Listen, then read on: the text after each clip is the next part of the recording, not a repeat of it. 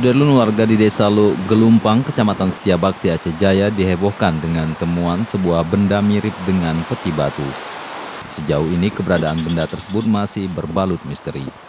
Sejumlah kalangan berspekulasi menyebut mirip dengan peti batu atau sarkofagus, yakni tempat untuk menyimpan jenazah. Namun ada juga pihak yang beranggapan bahwa benda itu adalah peti mayat atau peti harta karun orang zaman dahulu yang diduga sudah tertanam dan menyatu dengan bebatuan pegunungan ribuan tahun silam. Kebetulan ada pemugaran pinggir laut, kita pembuatan menasah. Kira mereka dari Banda Aceh, pekerja itu mimpi ada satu benda yang di batu yang kita lihat di depan kita ini. Kalau kita lihat di depan itu peti, tapi banyak orang yang memprediksi itu adalah sebagai kuburan penempatan tulang purbakala.